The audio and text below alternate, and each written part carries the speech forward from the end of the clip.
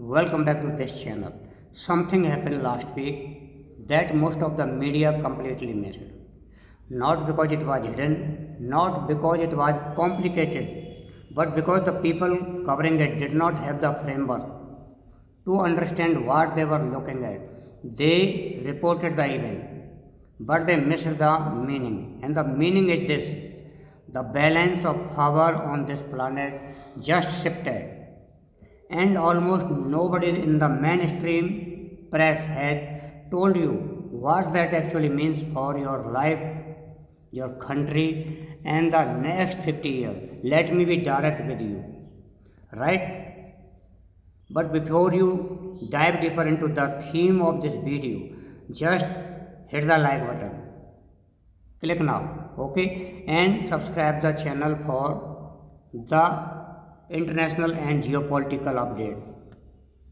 So let us begin. For the past 80 years, the world has operated inside a single gravitational system. One center of power, one currency of trust, one set of institutions that set the rule, enforced the norm, and decided quietly, efficiently, and with enormous consequence who got to grow and who got to wait. We called it the liberal international order. Others called it American hegemony. What you called it depended on where you stood. But nobody serious disputed that it existed. Nobody serious disputed that it shaped everything. That system is not collapsing. Let me be precise here because precision matters. It is not collapsing, it is being replaced. A pressure that is qualitatively different from anything. At the foundation of good decision making, this is the part that analysts keep getting wrong. They frame this shift as a clash of values: democracy versus autocracy, rule based order versus might makes right. That framing is intellectually convenient and it is deeply misleading because the country is moving most aggressively toward alternative financial and political structure are not doing so because they have abandoned liberal values. Many of them have not. They are doing so because the system that claimed to embody those values demonstrated repeatedly and publicly that it applied them selectively. And selective universalism is not universalism. It is leverage wearing a mask. When you understand you understand why the shift is so durable. It is not driven by a charismatic leader or a single movement or a specific grievance. It is driven by institutional memory, by the quiet accumulation of movement, where countries were told they were partners and treated them as clients. That kind of memory does not fade when administration change. It compounds. Now let us talk about what this actually means in concrete terms for the next decade. First, energy, the pricing and settlement of global energy, oil, gas, and now the critical mineral. That power, the green transition is moving not fully, not overnight, but directionally and decisively away from dollar exclusivity. There is a difference.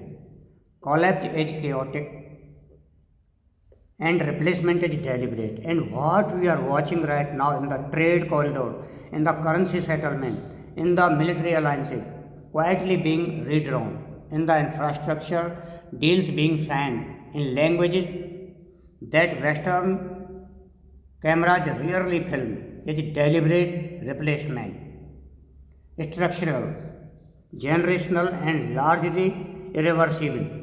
Now ask yourself, why does this matter to you personally? Because every assumption you have made about your career, your saving, your children's education, your country's trajectory, every one of those assumptions was built on a world that no longer exists. The internet, rates, the supply chain, the dollar dominated everything. The idea that there is one conversation is happening at the top of the world and everyone else is listening. That architecture is cracking, not at the edges, at the foundation.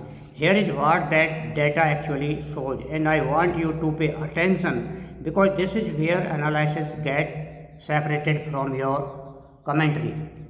Over the past decade, the share of global trade settled in non-dollar currencies has increased by a factor that would have been considered impossible in 2010.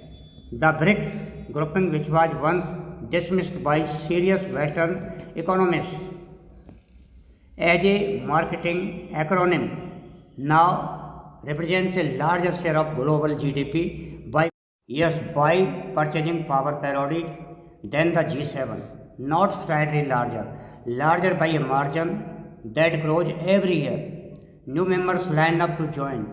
Old members deepen their commitment. The speed of that institutional consolidation surprised even the people inside the room.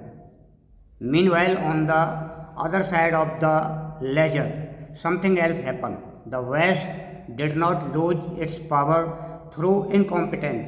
It exported its power gradually and then all at once through the weaponization of the financial system.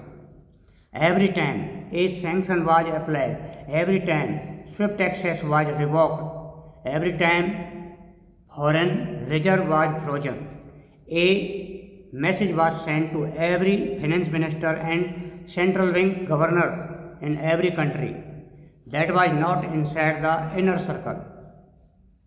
The message was this: your assets are not safe even there. That message was heard. It was heard in Riyadh. It was heard in Jakarta. Right? It was heard in Brasilia and Ankara and Johannesburg.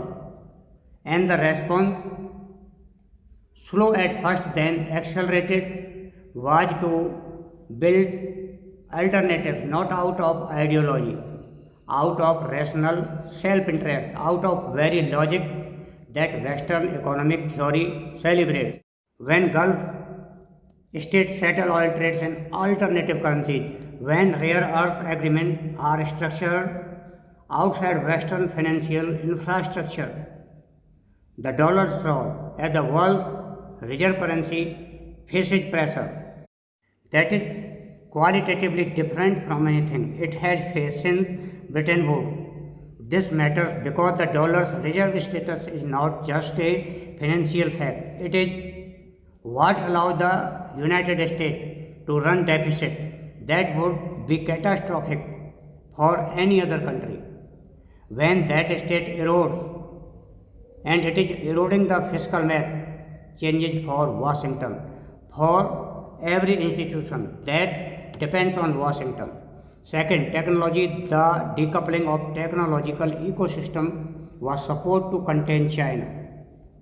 It has instead accelerated Chinese indigenous development while fragmenting the global tech landscape into competing stocks, to internet, to semiconductor, supply chain, to AI governance framework, increasingly incompatible. Every country that sits between two poles, and that is most of the world now has to make choices that were unthinkable years ago. Choose a tech stack, choose an infrastructure partner, choose which regulatory framework your digital economy will answer to. Those are not technical choices, they are civilizational ones. Third, institutions, the United States Security Council, the World Bank, the IMF, the WTO, these were built to manage a world that no longer exists. They reflect power distribution from 1945 and 1990. The country that had veto power, that had disproportionate voting share, that set the agenda. They do not reflect where economic and demographic weight actually lives in 2025. This is not sustainable.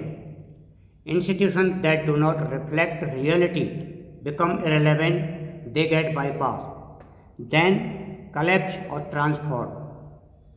We are in the bypassing stage. The transformation stage is coming. Fourth, military posture. The strategic assumption that govern NATO expansion, Pacific deterrence, and the forward deployment of American military power were built on a particular model of dominance. That model assumed cost asymmetry in favor of the United States, that it was always cheaper for Washington to project power than for anyone else to resist it. That no longer holds in the same way. Hypersonic technology, drone warfare, electronic warfare, they have changed the calculus of conventional deterrence in many ways that have not yet been fully absorbed by public discourse. The military industrial complex adapted slowly. The strategic competition did not wait. It means that the era of assuming a stable external order, one that could orient your country's development strategy around, one that would be there as a backdrop of, is ending. Yes, it is ending. Countries that built their entire growth models on export led integration into a single global supply chain are going to face structural disruption.